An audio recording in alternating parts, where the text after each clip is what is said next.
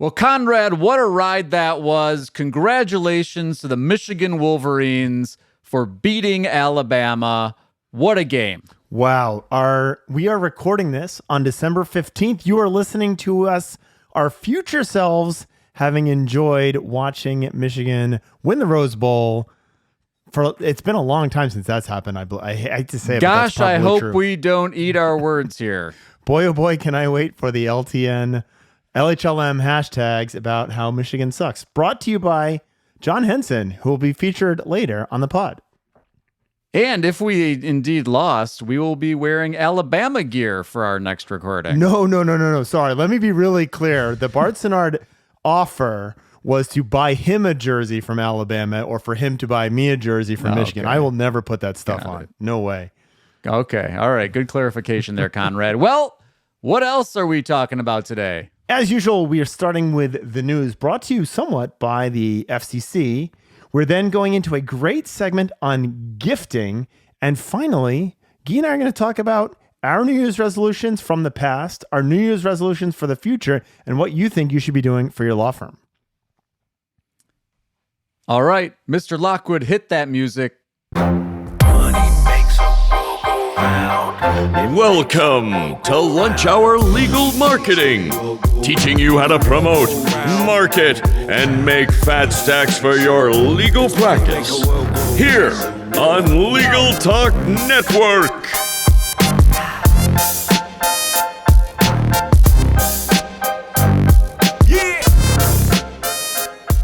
Welcome to Lunch Hour Legal Marketing and Happy New Year to you.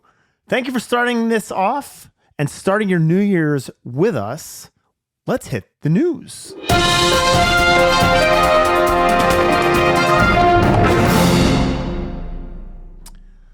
All right.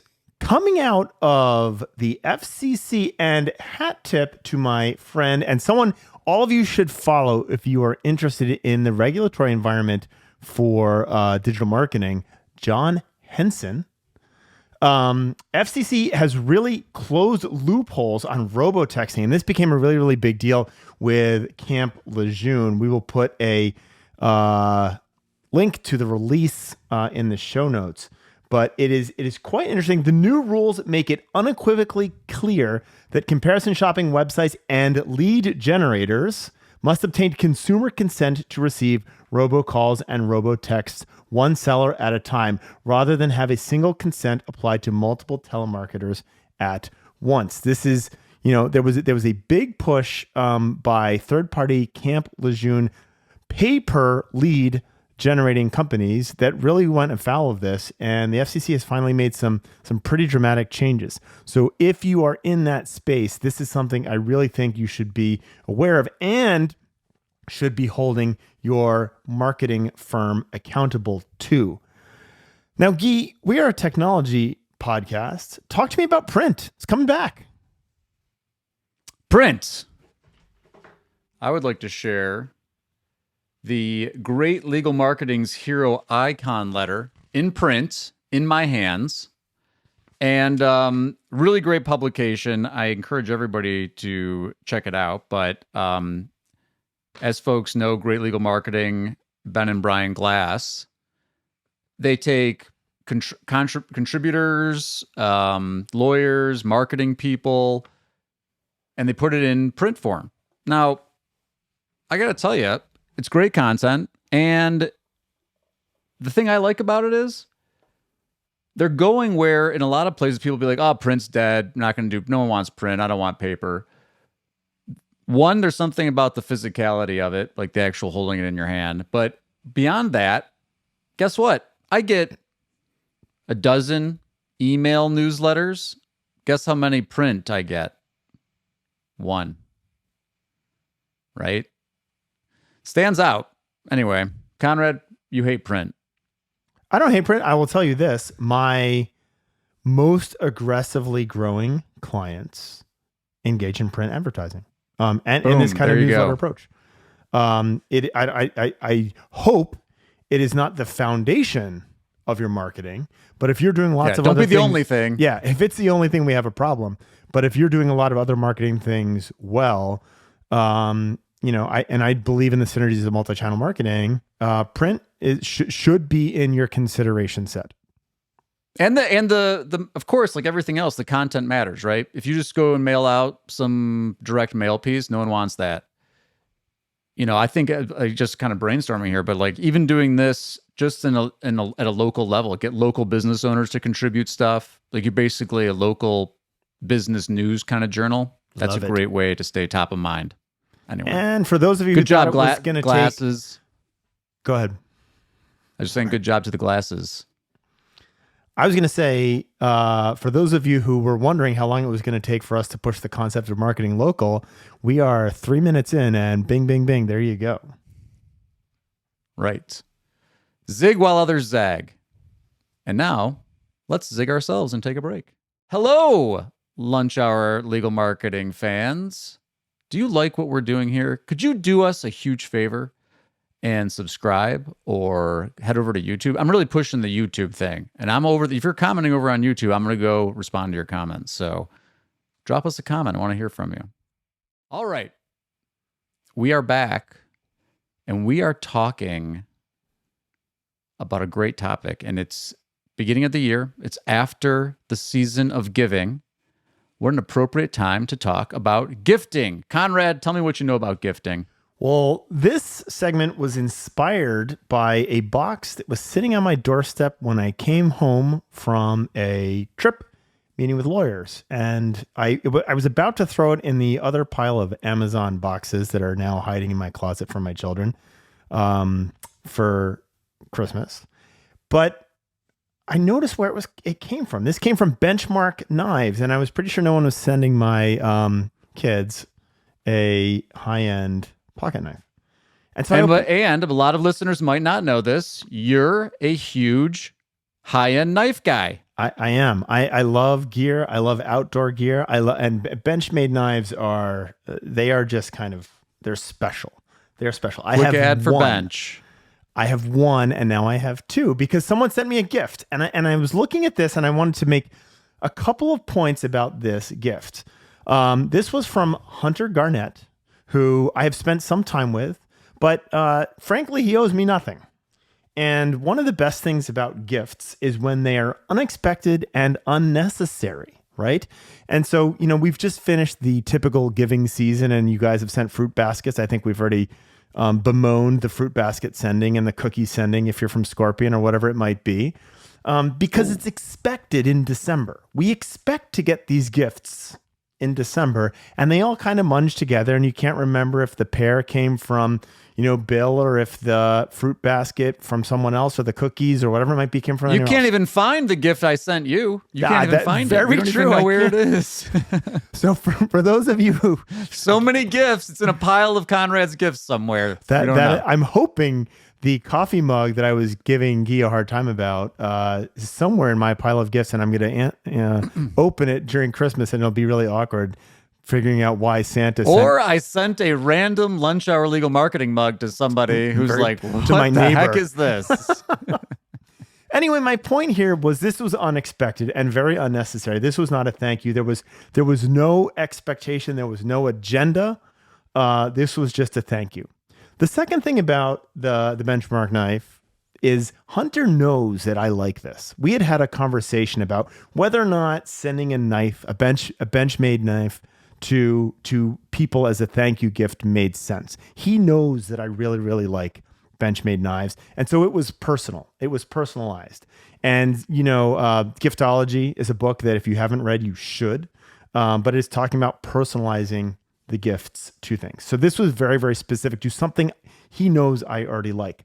The next thing that was awesome, and for those of you watching on YouTube, I'm going to share this with a camera.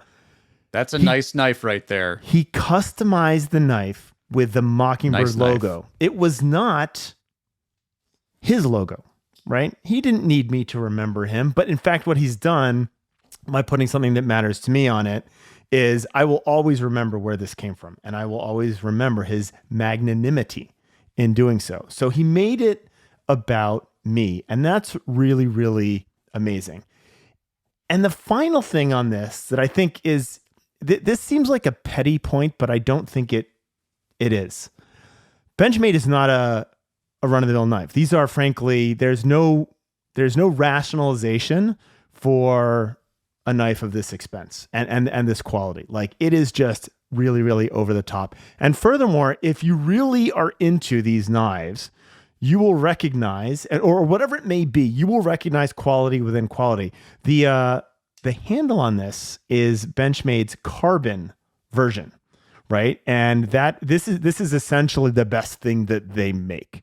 And I know this because it's important to me, and it's a little nuance of things, but it's important to me. But he also recognized that. So you were giving something really nice. And when I send scotch, there's a reason I don't send scotch to people in a plastic bottle, right? You're looking for higher end because people who appreciate scotch know the nuances of scotch. So this was a great gift. And I'm not just doing this in the podcast to thank Hunter, but I want you guys to start thinking about, when I'm thinking about gifts, when we are personalizing things, how do we make these more impactful than the box of pears and apples that everyone else sends as well? And think about this now, right? This isn't, don't wait for the next holiday cycle season. Now, start thinking about how you're going to send these gifts. And again, I'm not saying it's this or swag, but I will tell you this. If I had to pick between the two, I would pick this gifting strategy, again, because people's budgets are different. But I just think about all the swag stuff that people send out that ends up in the trash or whatever, and look, there's some creative ones out there too. So some of you lawyers, I know, you're like, I got the magnet on everybody's fridge. Great. But man, it is a different type of remembrance when it's a thoughtful, personalized gift that's out of the blue. You're not going to send it to everybody in your contact network, but how much are you mindful of that and managing that throughout the year, right? Do you have a calendar of gifting? Have you done the research to find the personalized gift for the people that you're going to do? I think that's a great, potentially could be a great resolution. You know what? I just realized I am wearing another personalized gift. For those of you sitting, checking this out on YouTube, I've got the Affinity Over Awareness shirt on. This was a thank you gift from Michael Mogul after I was on his podcast, and we talked about affinity being better than awareness. 2 weeks later, this shirt custom, I mean, it's got their logo on the sleeve, but like, this is about what we were talking about, right? So these individual customized gifts are just so meaningful, and they make such an impression. And I didn't get one of those. So think about how much more meaningful that is for you to get that, because you didn't send me one.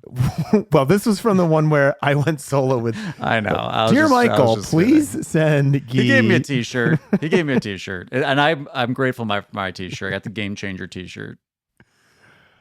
All right. When we come back, we're going to answer a question about SGE, and then we're going to get into our dismal failure of New Year's resolutions from last year. All right, we have a question from Joseph Fantini about Google SGE. Joe Fantini from Rosen Injury Lawyers. I focus exclusively on nationwide mass torts. And my question for the lunch hour is, what is the long-term prospect of Google SE? And is that a long-term play, or is that just going to be something here in the short term? So he said SGE, right? Yep. Search generative experience. Yes. So context for folks that have no idea what this is. Last spring, right? It's been a while. Has it been? Yeah. No, it'll be a year. About a year, I think, at the end of December. That's when the experiment's that's when they officially said it was going to end. But for those that have opted into the experiment, if you go in the browser, they have a button that says, generative experience results, and they use their AI. And recently, Gemini got integrated into Bard, and all this stuff is like, what role is this going to play in search in the future? So that's what everybody's wondering about. And my quick opinion, then I'm going to turn it over to Conrad here, is that it's coming. I think it's in the results as you're listening to this on January 3rd. That's your prognostication is that they will have launched SGE on January 1 or 2, and it will be widespread. Okay. Yeah, I think let me ask some they're nuanced feeling the follow-up pressure. questions. I think they're feeling pressure to put it in to do Okay. it. So when you say they, so Google's feeling pressure from what? Why do you think this is going live? Because they've been, the PR story on their AI has been not great. It's cost them, at least at one point, it cost them some market share. I think they've recovered significantly from that. But I think a big part of the expectation is that this AI stuff is supposed to make the results better. And, they're losing users. They're not losing users. I think it's the wrong way to think about it. People are going to other places for search, right? We've seen the TikTok stuff's been going on. YouTube, I think, is, which is, it's a Google property. But the actual old school search results, I think Google is feeling the pressure to keep up in this space where there are other platforms that people can perform searches on. They got to up their game. And so that's why you're seeing this hidden gems update, and it's trying to service more content. And, all the forums and discussion sites have been percolating up. They're trying to make changes to the results to deliver better results. There's been bad PR around the results. All right, let me ask a question tactically for our listeners, Gyi. If you are a listener to this podcast and you want to verify whether or not Gyi is correct, how do you determine whether or not Google has widely rolled out SGE? Yeah, I think you'll know if you've seen a search generative layout, especially in the context of like local. There's a lot of similar features, but you can tell the difference in the way that the results are like sourced is different, and there's follow-up prompts to ask different questions. So it's a much different experience. And that's the question, right? So like, what's the impact? And Joe's question was long-term impact. I think, yes, huge long-term impact. I think particularly could be disruptive in local. And in fact, the near media, which by the way, I've talked about near media before, but the Near Media newsletter is a post news by Greg Sterling. Greg, long time local smarty guy. Yeah, journalist. Smarty guy or journalist? I think you said that better than I did. More than journalist. Than journalist. No, but he's done a lot. He's a early guy in search. Their article, SGE and 87% of local SERPs. There's this question of whether or not you're just going to drive more clicks through local, or whether it's going to be, it's going to impact both what's showing up in local and the user behavior from local. And I expect this to have a major disruption. I'll second that, mainly because Danny Sullivan, I think we covered this on the last pod. Danny Sullivan said, buckle up, big changes are coming. He didn't talk about what those big changes are, but my read between those Google mouthpiece lines is that Gyi is correct. So we'll find out. Go fire up Google, run a query, and see if that interface looks completely new to you. And if the answer is yes, SGE has hit the internet. All right. We're going to talk about New Year's resolutions. And in the spirit of keeping ourselves accountable, Gyi, we are going to recap what we did last year and review and see how we held up to our New Year's resolutions that we shared on the pod. Gyi, what was your New Year's resolution you shared on the pod last year, and did you keep up with it? I am so embarrassed. I said that I would do a book a week, 52 books in 23. And honestly, this is not a great reading year for me. I've got probably like 3 open and maybe 2 or 3 finished. So far short of my goal. And here's the thing. I've had this resolution before this last year. And so clearly I lack accountability. All right. That's a lesson on resolutions, right? Little foreshadowing from what might come up later in this episode. I'm going to read mine to you directly. This is from the transcript of last year's New Year's resolution pod. Number 1, I'm going to do 1 needed project on my house a month. And it goes for everything from replacing drywall to my greenhouse needs a new floor. I'm going to do those things. And I'm going to put the list of 12 things in my wallet and check them off as we go. And how did you do, sir? There's still a hole in my fucking living room wall. So you went, you had 12 to do. I'm probably... You had 2 articulated out of 10. And you're 0 for 2. You're 0 for 12. I'm pretty sure. So the funny thing is I have no idea where my little slip of paper is that I put in my wallet. Your greenhouse does not have a new floor. The greenhouse does not have a new floor, which meant we did not plant in the greenhouse last year. And, we both failed here. Let me tell you one I delivered on. Okay. I promised to be a little bit more cynical. That is true. In 23. And let me tell you, how do you, actually, I don't even want to hear it from me. How do you think I did? You were great. I remember we've talked throughout the year of we've swapped. It used to be good cop, bad cop. I was the meanie. And now I'm like the nice guy. You're making me look good, dude. How did I do as bad cop? The cynicism was very, very on the surface. And I loved every moment of it. Thank you very much. Appreciate that. So we also did New Year's resolutions for our clients. Gyi, can you go back to reminding people the New Year's resolution you prescribed for our listeners? Yes, I suggested that folks do 1 short video on social media per day. Just 1 video a day.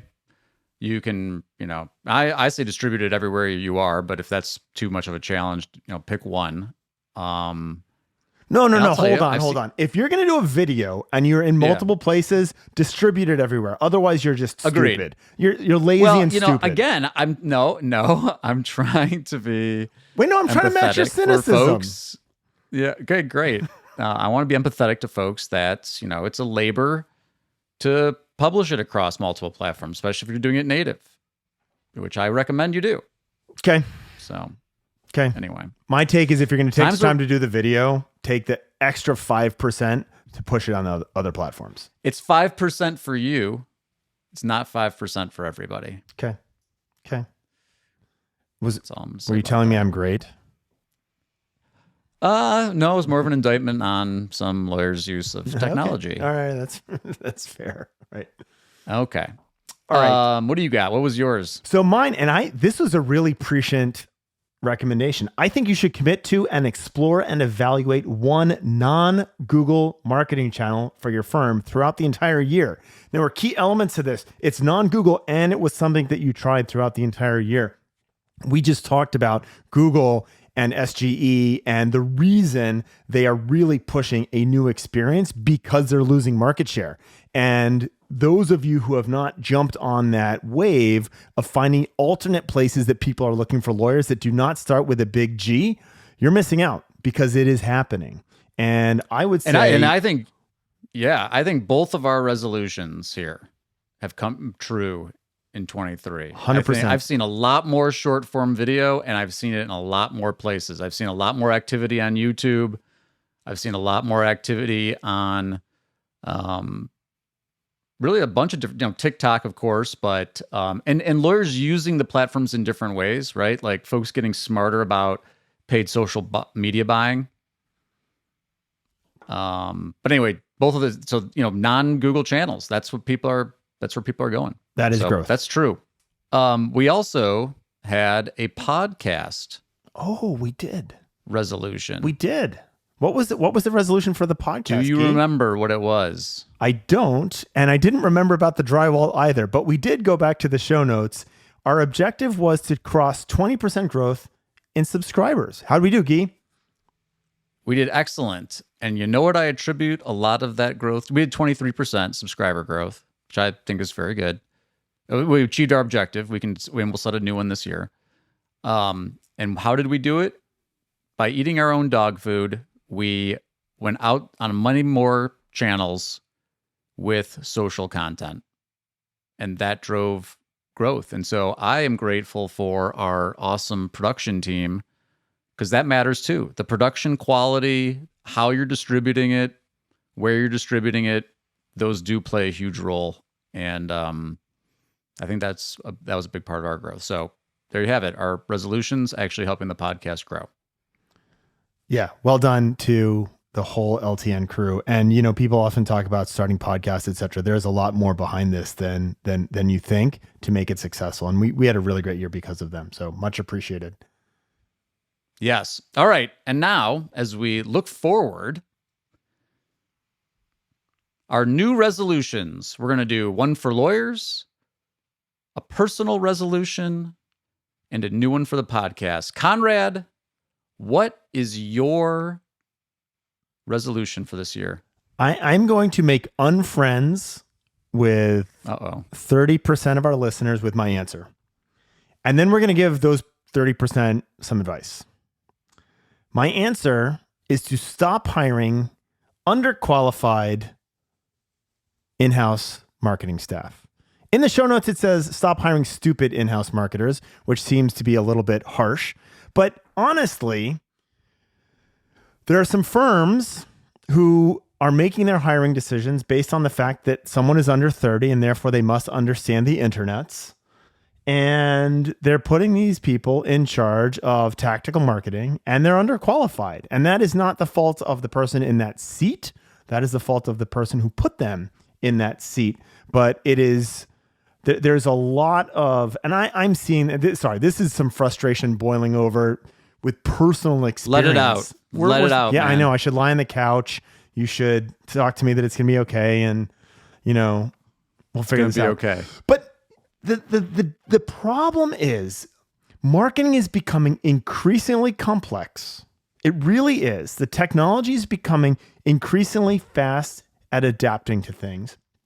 And there are a lot of people who are given the umbrella of running digital marketing, which is hard in and of itself. If you're going to hire that one unicorn, you're hiring a $250,000 salary and with 20 years of experience. Instead, you're putting, Bill, who's been at the firm for, 4 years and is a paralegal, and you think he's going to do a great job on all these different things because pay-per-click, it's just math and we can send out a newsletter and SEO is not that hard. We just have to write some content. Like it's increasingly hard. And you guys are putting people in positions to fail because they're underqualified on that, and stop doing that. Well, I am going to offer a slightly different take on this resolution. He's trying to maintain our listenership of the under 30 crowd. So yes, I am not just the under 30 crowd.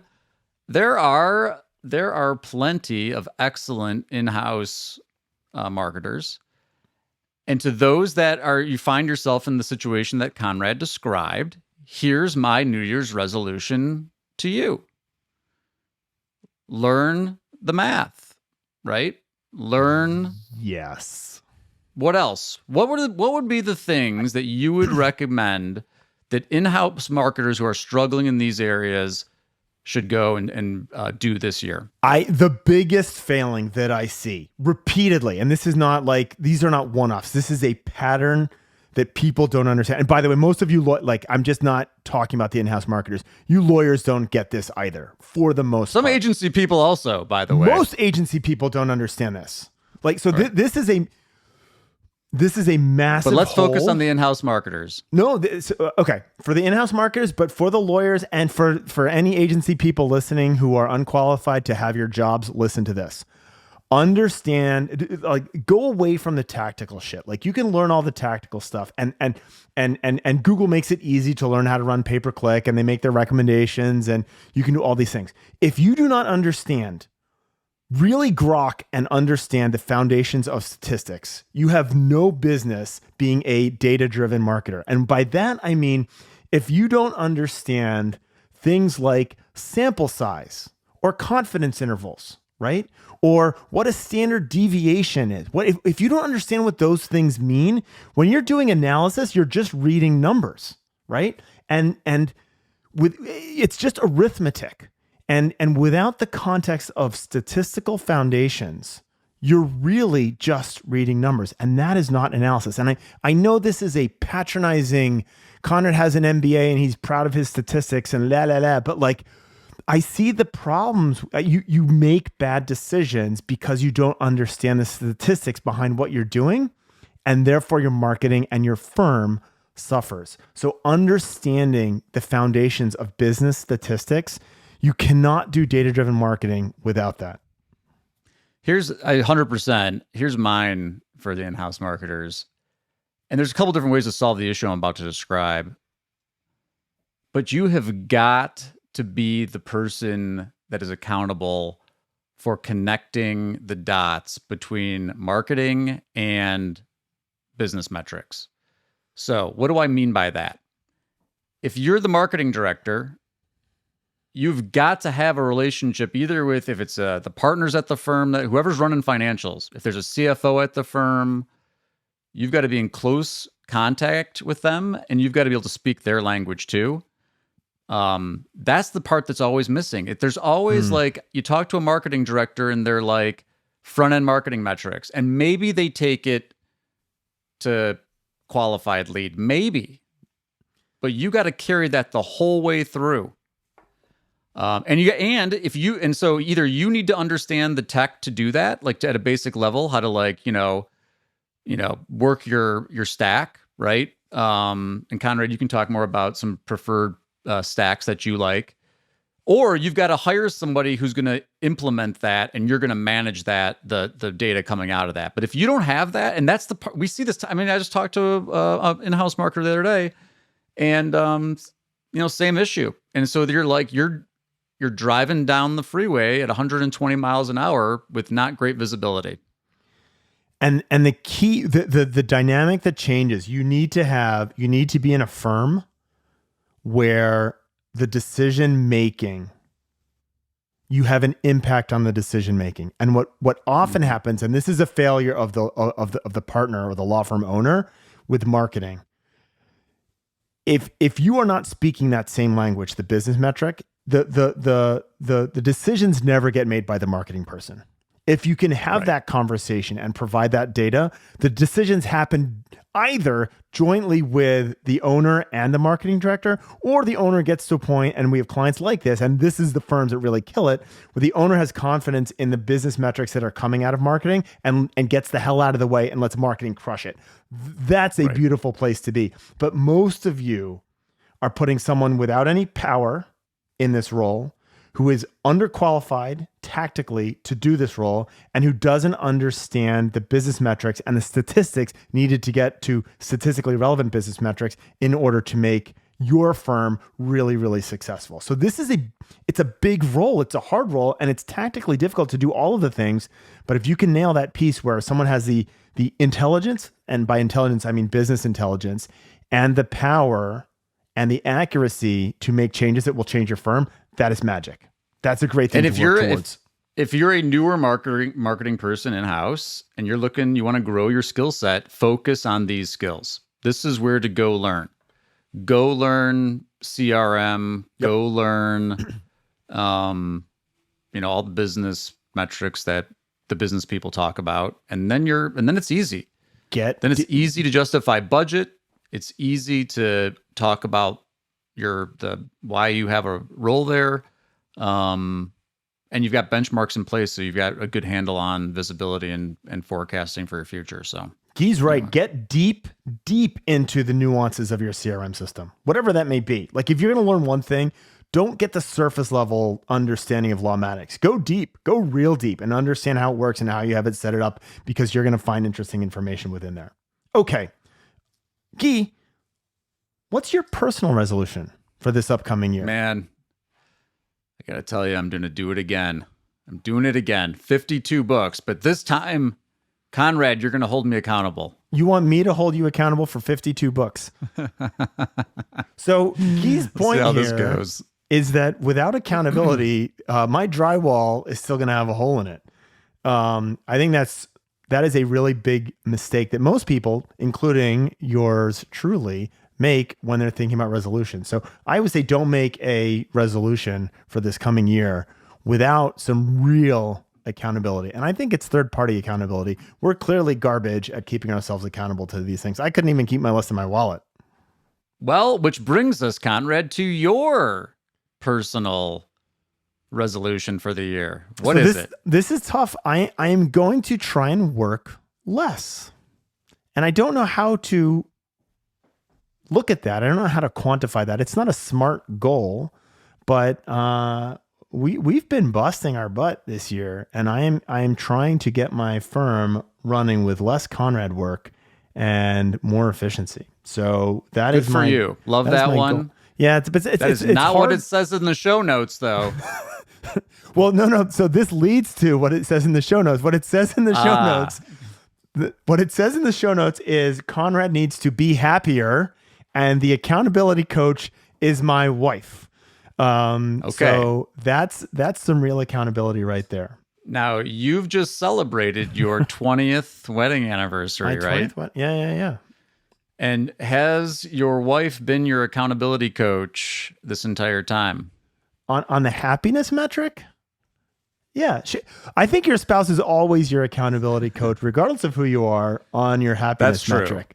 Regardless, that's true. It doesn't even matter what the metric is. It doesn't matter what the metric is. That's right. That's right. You want accountability? Marry up. Have a partner. Yeah. And finally, what do we want to do with the pod this year, Gyi? Well, I think we stick with the plan here. We did 23% in 23. Let's go for 24 in 24.